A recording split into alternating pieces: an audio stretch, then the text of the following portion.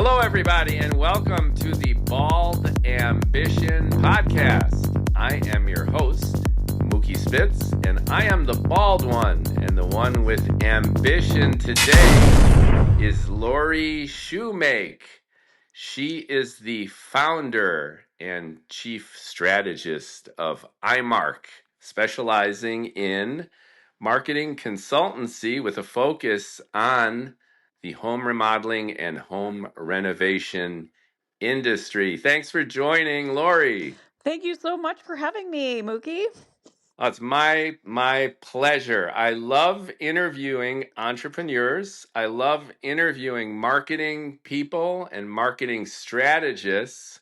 And the focus of my podcast is on consultative selling, understanding the needs of the audience, learning about their pain points, and engineering custom solutions that benefit the customer and ultimately benefit the end user, their own clients. Can you tell me a little bit about the housing industry, remodeling, renovations? As we all know, the housing industry is in truly unprecedented times. The bubble refuses to burst. Home prices are at record levels. There's unbelievable scarcity. The demand far outpaces the supply. We've got people with nice homes who can't move because moving into another nice home is just as expensive, if not more so. And this is the weirdest environment for real estate and housing and memory. How are you navigating this crazy landscape, and what kind of approaches are you using with your clients to really make an impact in this tumultuous industry? Great observation and great question. It absolutely has been a crazy housing market. And actually, kind of to start off, when I started way back, my business started in 2011, and the market was quite a bit different then. But, remodeling has been a it's been volatile, but it's also been kind of a mainstay over the last few years, especially with the in markets where the costs of housing have been so high and the equity in homes have gone up so high. So people are able to, what we call now, live in place, where they're finding, especially if they're in a home that is an ideal location. It has, a lot of amenities that that they see themselves living in for more of a long term. And so they're choosing to remodel and looking at not just uh, more of a temporary or a do-it-yourself type of remodel. They're looking at a holistic approach of, hey, we're going to be here a long time, and we can make this we're going to look at making our home more permanent, something that's going to sustain us over time. So we're seeing a lot of that in today's market for sure. So the old days of the excuse me, the home flipping has evolved, given the bubble just growing and growing, into folks in luxurious homes, even, and especially who are making their great home their dream home. There's this realization that they're staying put in this volatile, likely overpriced market, and that's where you come in and your Yeah. clients come in Yeah. terms of just making that great home the dream home, and having opportunities that you might not even had before for upgrading homes in a way that just increases value, that can, in a sense, outpace the crazy market.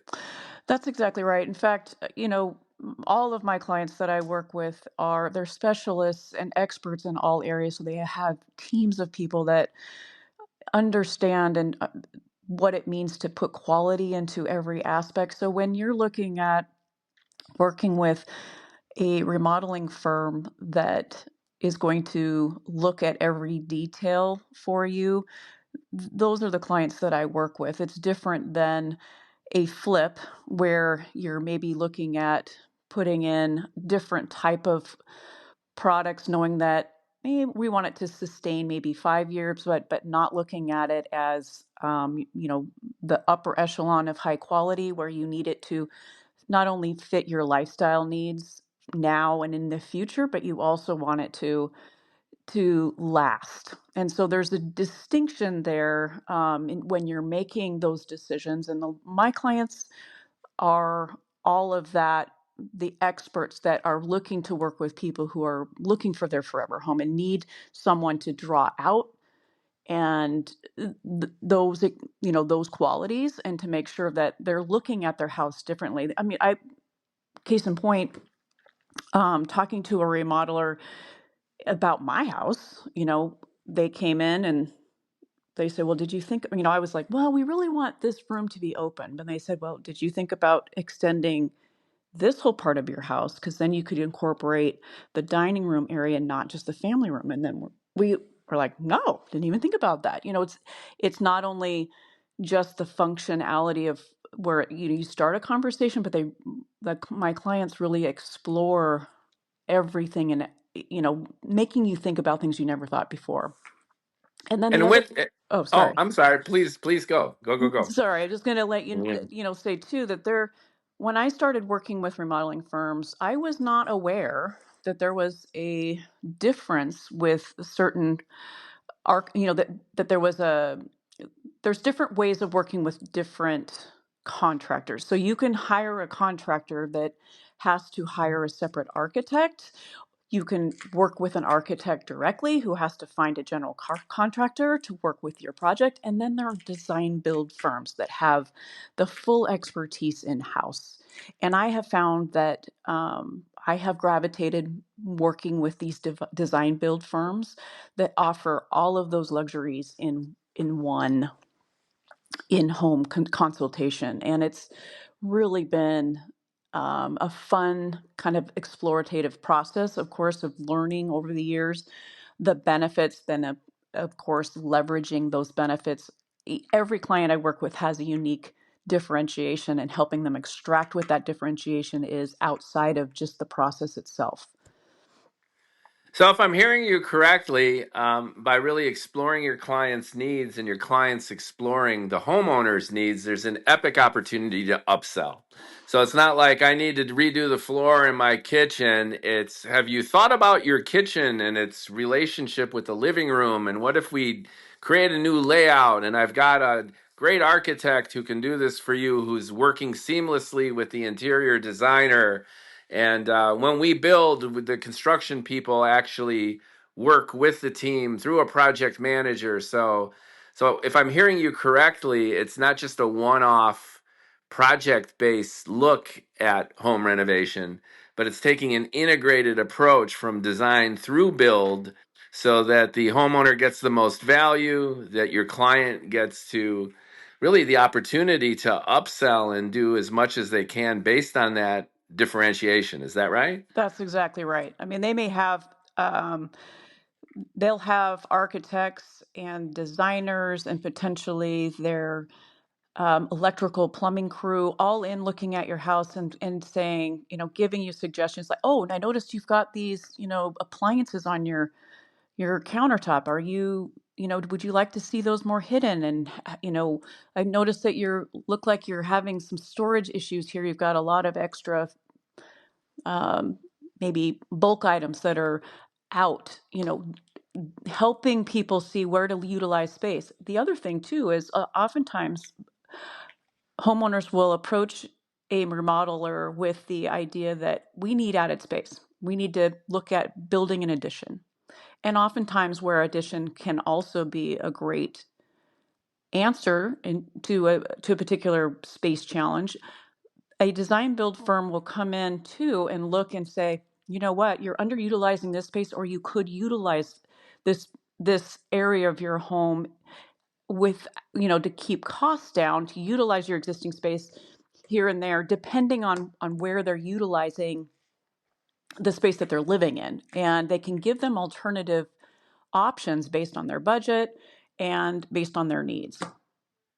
That's fascinating. I never really thought about home renovation. This is why it's awesome that I've got you on in terms of this consultative approach.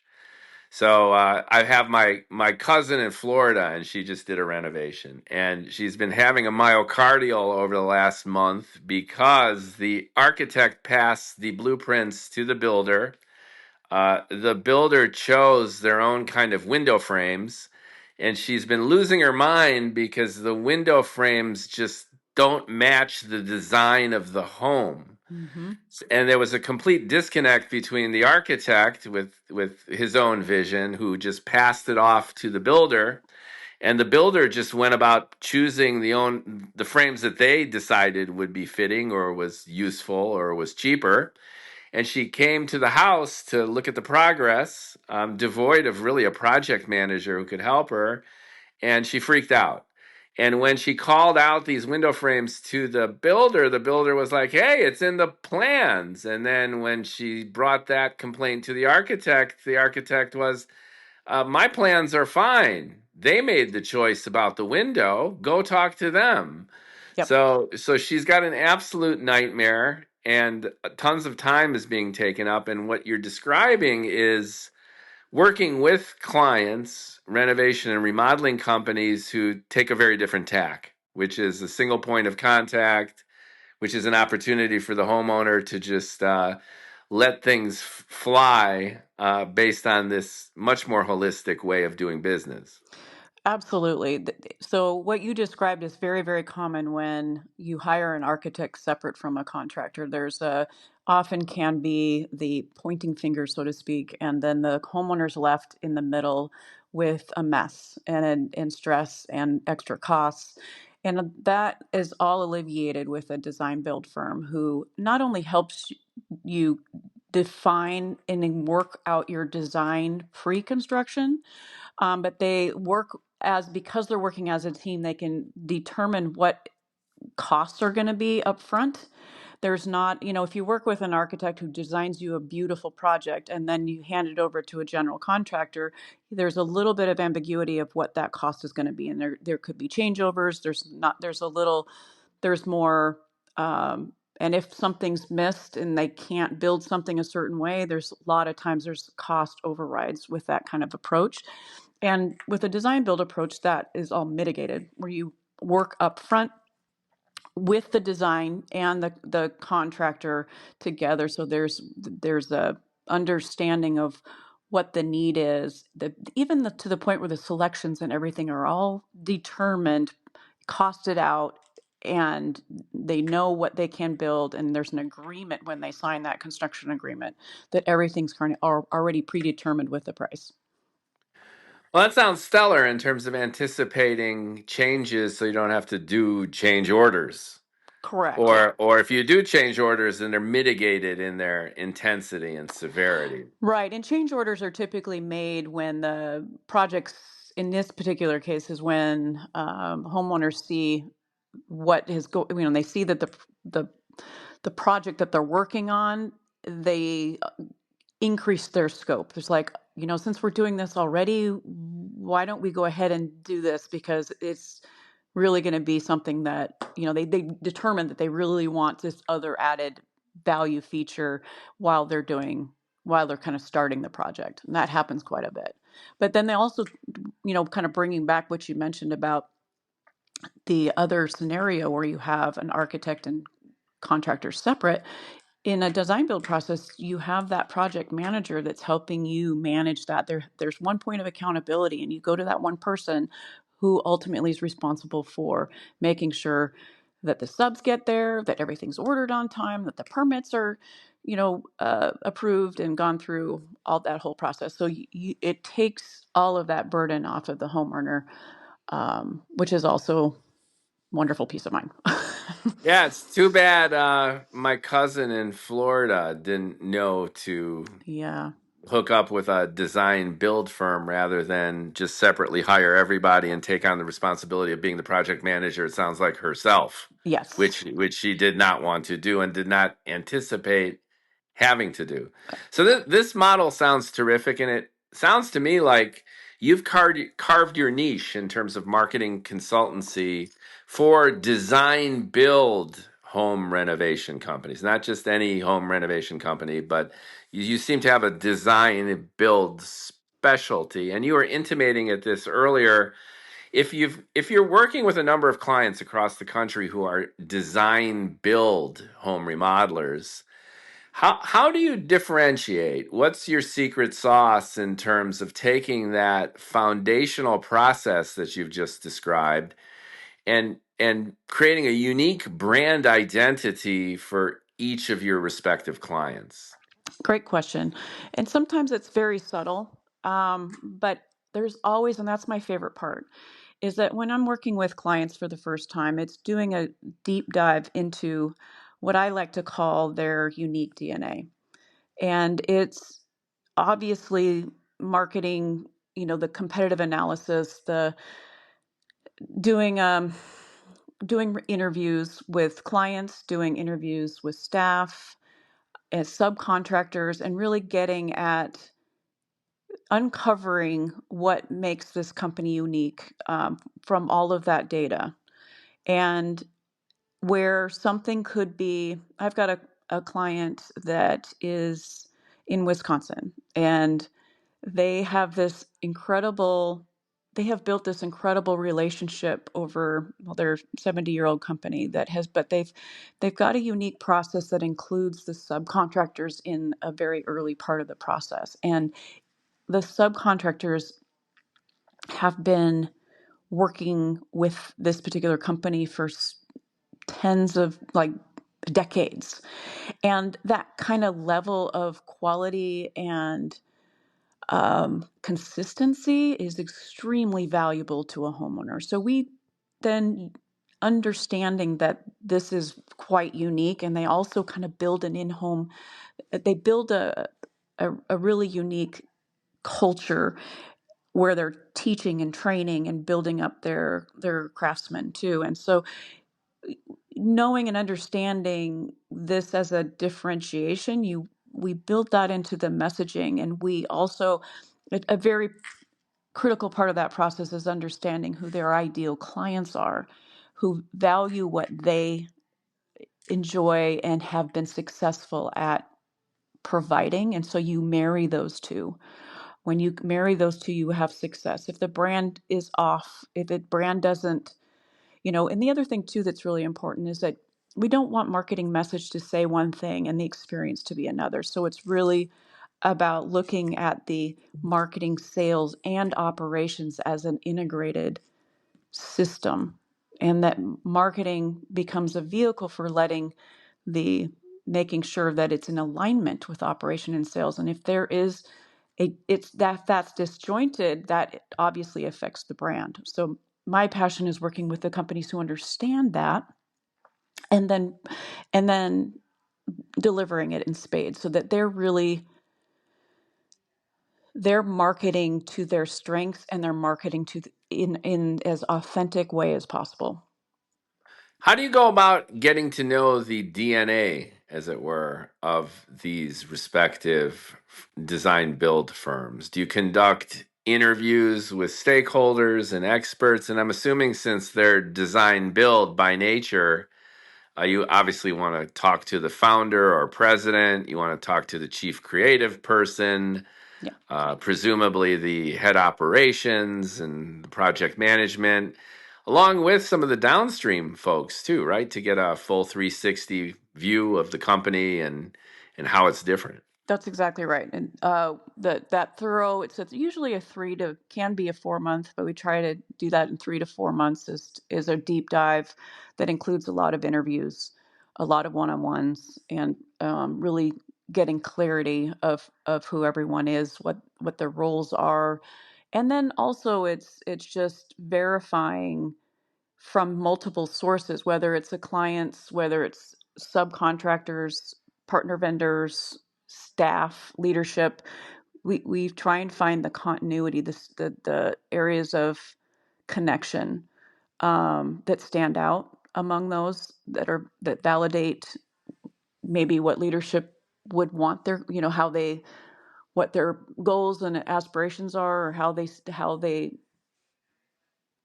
they designed their business from a values based organization up. and then determine where that nugget of information is that can be. And of course, you pair that with the competitors. You see what competitors are, how they're positioning themselves too, so you can see where to tweak the messaging based on what their service offering is that's different. Yeah, so you kind of explore and conquer that white space, even among the design build competitors, if there's any Exactly. within the area. Yep. So what are your deliverables? Okay, so I'm Mookie Spitz, design build contractor in Orange County, California. That's where I'm sitting right now. So just hypothetically, I am a new client. What kind of deliverables would I expect from this internal discovery perspective? And then, based on those recommendations, what kind of things do you do for me as a business? Do you build my website? Do you rebrand me? Do you get me a new logo? Maybe even a name change might be a good idea too, because I don't think Mookie Spitz is the best name for a remodeling company. Yeah, you're exactly right. So we would go through the first deliverable is the analysis, the full marketing plan detail. That's pretty elaborate and detailed. So it can be, and the last one that I did, I think, was 35 pages of pretty in-depth analysis that covers internal, external reviews, and operational evaluation, critique of existing marketing plans, and then market analysis, opportunities, and recommendations for change. And so you walk away with a budget recommendation, tactical marketing plan, and then at that point, my clients are typically given an opportunity at that point for me to be hired on to be a quote unquote like an outsourced marketing director to help facilitate everything that they need from the marketing plan that we've reviewed and discussed and determined would be, what they want to do going forward. And Okay, so that's the internal stuff. I get this analysis of my own processes. I get, in a sense, a landscape, at least an internal one, of marketing maybe that I have been doing. You take a look and assess that, and then you make recommendations for what sounds like a marketing plan, which mm-hmm, is here's the available channels for you to communicate through.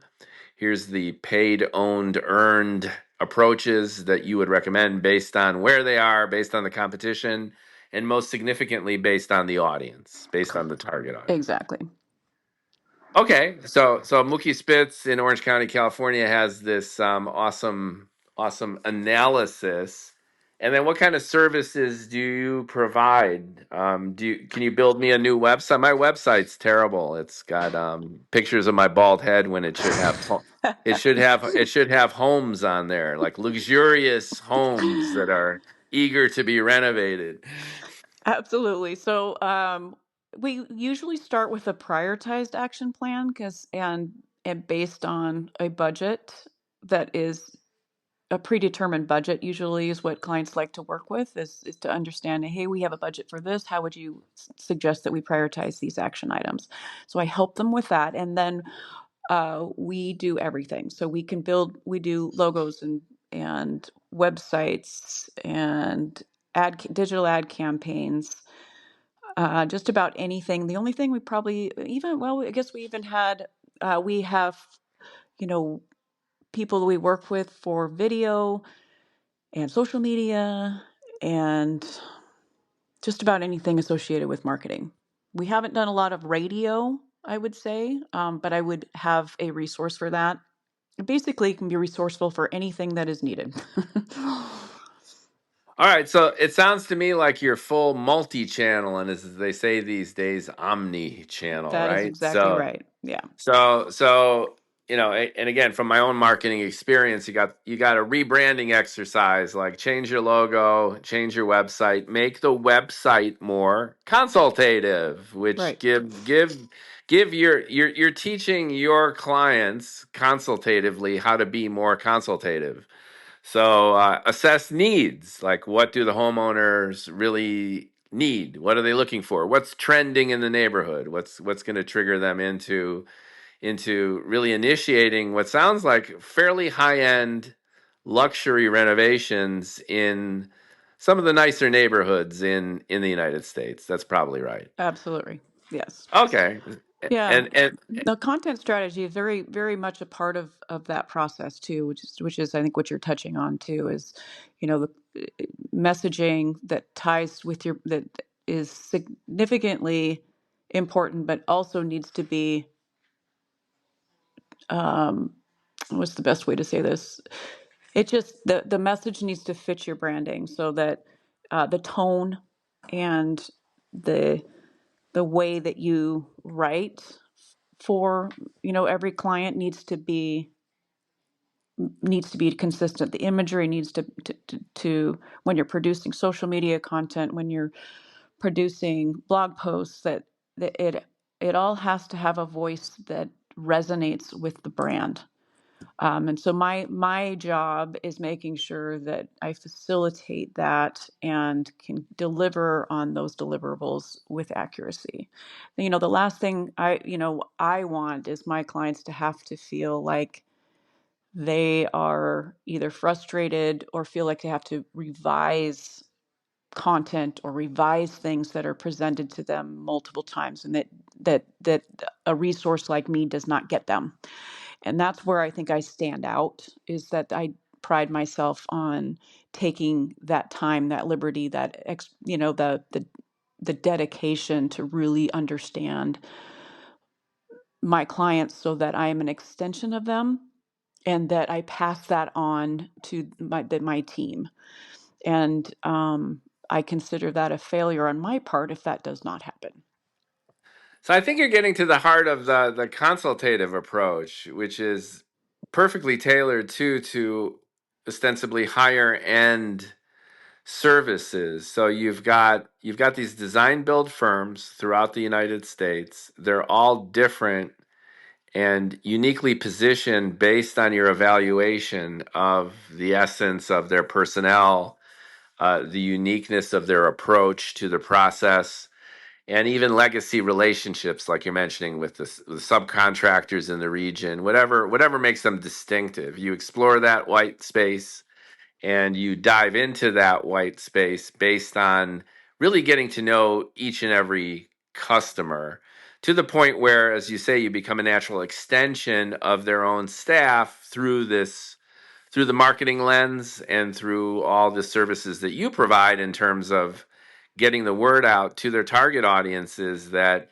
not only is it important to take a design build approach to the renovation of your luxury home, but you need this firm for these deep rooted, evocative reasons that ultimately will benefit you as a high end customer. Absolutely. All 100%. right, that Yeah. that that's cool because that's really the heart of what I've been trying to explore with this podcast series, which is the different angles and approaches that agencies, that sole proprietorships such as yourself, at least entrepreneurs in marketing and advertising, take to better understand the needs of the client. It's not about what you think is right, but it's about what they think is necessary for them to succeed, and then you take on that role through the lens of how they view the world and what their clients are expecting. Absolutely. And I still run across this quite a bit, is that, you know, you there's a lot of questions about, people always want to know what's working for them. They'll and there's a Remodelers Advantage group where they have a lot of shared information that the owners of one remodeling firm will share with a group of others. And it's fabulous that they're sharing information, but there's a need to understand that just because something works in another market and for another company cannot be exactly replicated for someone else. It needs to be foundationally considered from the place of authenticity, who they are, from their target, from their client base, the whole 9 yards. And it's not about just trying out this over here because they did this and it was really successful. Now, marketing also is about trial and error a little bit on some things, but it's always coming down to that foundation of having a basis and reminding, that coming back to the foundation of differentiation and your marketing plan. That marketing plan should always be revisited every 6 months, every year at minimum, where there's a clear understanding of direction, who you are, and then determining whether or not that marketing tactic is going to fit with and resonate with who you are as an organization and your market. And then if it does, there's also, you should consider tweaks to it, right? The verbiage, the how it's delivered, all of that should be thoughtfully considered. So for me, if my niche is in the same area, and I have multiple clients in different areas, but if I might repurpose, and I say that loosely, where I have a concept or something that has worked in another market, I'm not directly replicating that exactly. It may be something as a tool and a starting platform to consider, and to, it might trigger this might work in another market too, but then it still comes back to a customization. We'd never just publish a whole series of, you know, content and say, here, you can use all of these, and just change a couple words in here. Now you're kind of looking at templated type of marketing content that's not fit to who you are and your messaging. And that's really what I kind of, that's a passion of mine, is making sure that there's always that customization and authenticity there. Yeah, and that's what consultative selling really is all about, which is getting to know each client, Yeah. their unique pain points, their unique opportunities, and then crafting a solution that solves their problems, doesn't raise objections, but gets them excited about embracing your solutions, and doing it a way where you're passionately a part of their own team. Right. Well said. So, with that in mind, let me play your role for a second. And we're going to shift our point of view from you providing that consultative experience to your clients, who in turn provide the best messaging to their own clients in these respective locations. Let me apply it to you in terms of trying to understand how your business came about and what your needs have been. It seems, based on just me snooping around, that you founded iMarc, that you have a small but powerful and nimble team. Most, if not all, the work is virtual, in the sense that you don't have physical offices, but everyone is tied together. You're the den mom and ringleader and project manager and creative director. You seem to wear many hats. So first off, if I misspoke, please let everyone know. Let me know if I've mischaracterized your business in any way. And if we could take things from there in terms of you telling your story as an entrepreneur, as a female-run business in this complicated Venn diagram of marketing and communications. That's one circle. Home renovation is another circle, and entrepreneurship is yet another. Can you describe what it's like to be in the shaded area where all three circles kind of come together to be you and iMarc? Well, thank you for the description, and yes, it was accurate. Boy, I tell you, there's a lot to unpack there, because there's so many different things I want to kind of hit on, because there's certainly challenges being a female, and being in a predominantly male dominant industry. Although there's been some fabulous women that are either owners of the company, co-owners of the company that I work with too. That's been really wonderful experience. Um, but um, where to go? Where to start? When I started back in, so I actually started dabbling in starting my business when I was working uh, full time for another firm. And I just was frustrated with working in, I had such a huge passion for marketing and felt that I wasn't seeing the kind of transitory kind of experience marketing could create in a company.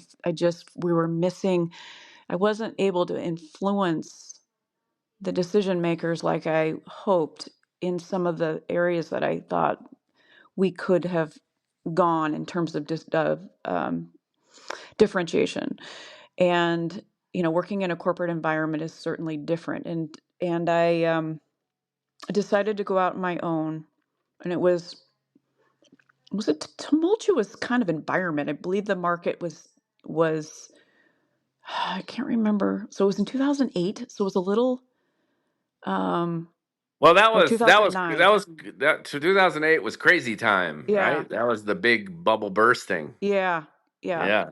Um, and w- I, it when I started, you kind of just follow all of you read everything, you network, you do everything you can to start your business, and kind of even when I was looking at turning to the Small Business Association to find out how to write a proposal. I mean, like, you're just down to the basics. And all I had with it was this dream and a vision of doing something, working with small business owners and having more of a personal interaction and a one-on-one and influence and helping small businesses benefit from what I knew marketing could do for big business, but at a more, like an economical way of working with marketing and making them successful. So I think I had the vision from the beginning, and it was over a period of time networking that I just ended up talking to a company here locally in Washington that was looking for marketing assistance. And that first account that I got was with a design build firm located in Kirkland. And they had invited me to speak and be interviewed for in their RA group. And it's a peer group that comes in and kind of does a deep dive on companies and helps them succeed. They and it's all remodeling firms, and so they're not competitive with each other, but they help each other run their businesses and give them insights and help and things.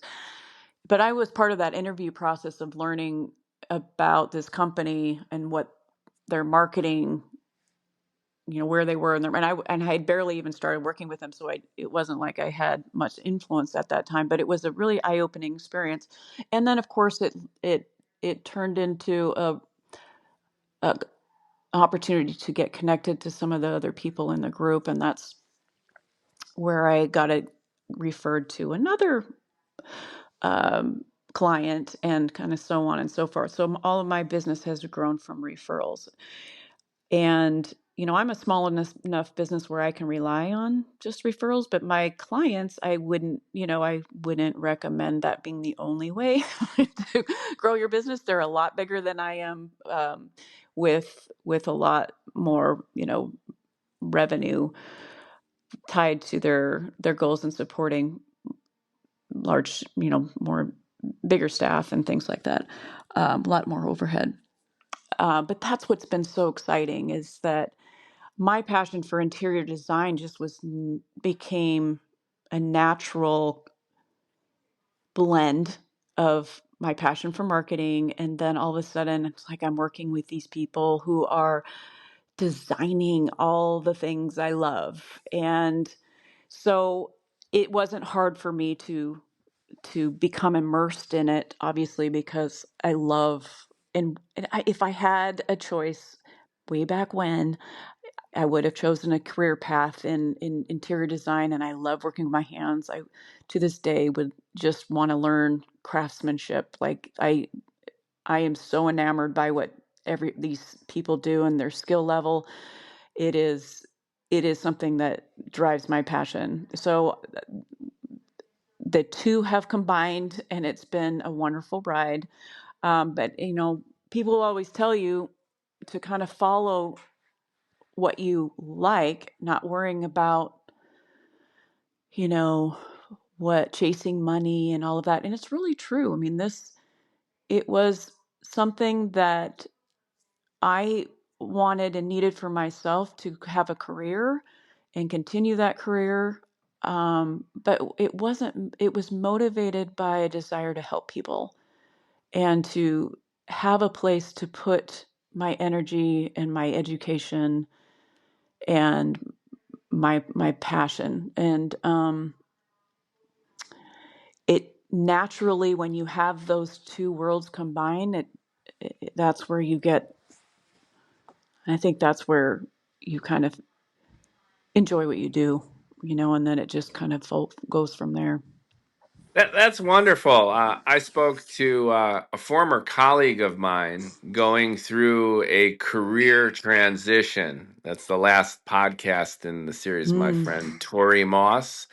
And what's fascinating to me is you have manifested a lot of what we were talking about in the last podcast, where instead of chasing the money, chase what you love. Hmm. And if you're lucky, then you wake up in the morning and you do what you want to do instead of what you have to do. Right. And if you're really lucky, you do what you love to do. And if you're really, really lucky, then what you love to do enables you to do even more of what you love to do. So it sounds to me Yeah. like you transitioned from a corporate environment where maybe you didn't have the autonomy that you desired. It sounds like you're a go-getter. It sounds like you wear not just many hats, but almost all the hats in some form or another in your own agency.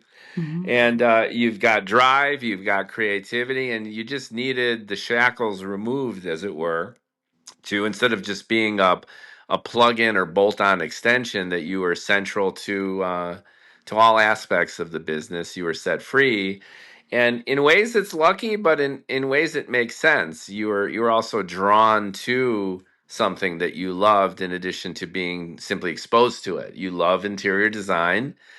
You love not only the form of doing what you do, but the content itself. You want to design, build the hell out of everything, right? Right. Including your own home. So Yep. so this is great from the sense of you're providing continuity even to our listeners, in the sense of just a career transformation is possible. We're not shackled into the roles that we've been given. And evolution works best when you just let it rip, where you tap into your own innate strengths, understand your own proclivities, but even more importantly, your own desires, like what makes you happy. And it sounds like interior design and renovation and home ownership really are at the core of your being for providing you immense satisfaction. And you've managed to translate that into your own business, doing exactly that for companies that are making dream homes a reality, and you're helping facilitate that, and it's a win-win overall, it sounds like. Absolutely. I have to admit, there's probably a little bit of proving to myself that I can do this, and that when I started, I had so much that I wanted to give, and with no outlet to. I felt like I didn't have the right outlet at the time to do it, and I had a lot to prove to myself and to the people that I was trying to help, and so um, That's a great motivator. it was, it That's a was, great motivator. It's yeah. like I've been unhappy in this or that, and you know what? it's just my circumstance. Right. Deep inside, I got a lot to offer the world. Yep. So stand back because I'm going to do it. Absolutely, absolutely. I'll have to tell you too. It's been now that and you mentioned that I am a woman with wearing a lot of hats, and I'll tell you that's one of the aspects that is I'm kind of revisiting right now is looking at myself as an owner operator and not more of an operator than an owner, right? So that I'm doing so much of the work myself that it's a reevaluation time to, am I going to try and expand, bring someone on that can share in the same passion, increase the size of my business, increase the exposure. It's just more companies, or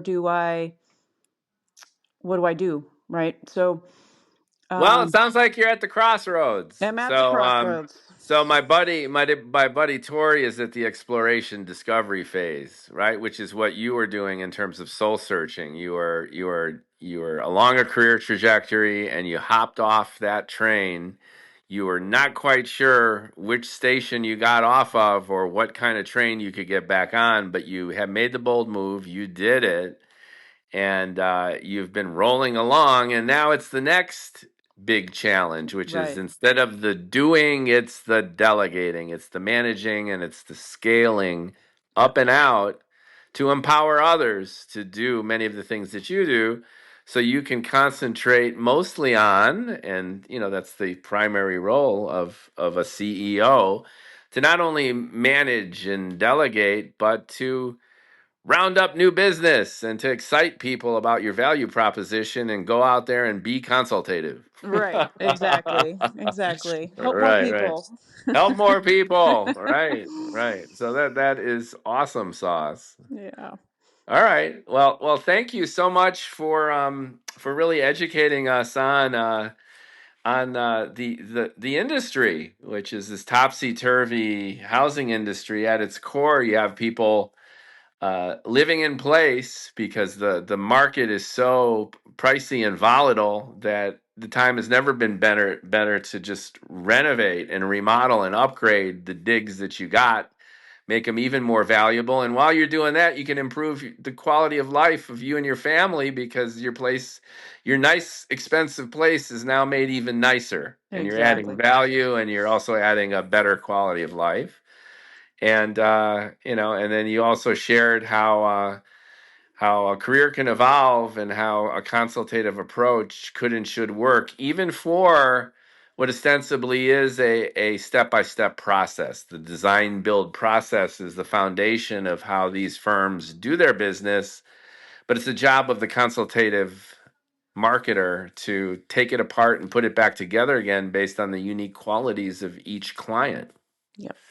Absolutely. And lastly, the unique qualities of what makes Lauri Shoemake special at iMarc is this insatiable hunger to prove yourself, but at the same time, just do a great job and apply everything that you've learned in a way where you have the freedom to do it and succeed. Thank you so much. Absolutely. You nailed it. All right. Thanks so much, Lori, for your time. Very much appreciate it. Thanks for the listeners of the Bald Ambition podcast. I'm just as bald at the end as at the beginning, but but the ambition from you has been self-evident. So thanks again. Oh, I'm And honored. and Thank you. and I would love to leave some resources for our listeners in the description of the podcast. So we will do that. We'll leave Lori's website for her business, and we'll round up some other resources, maybe some samples from your clients, and some tools of the trade that you've picked up in terms of running a business and doing what you do so well. We can put those in the description. That sounds great. Thanks so much. Take Thank care, you. Lori. Thank Bye you. bye. Bye.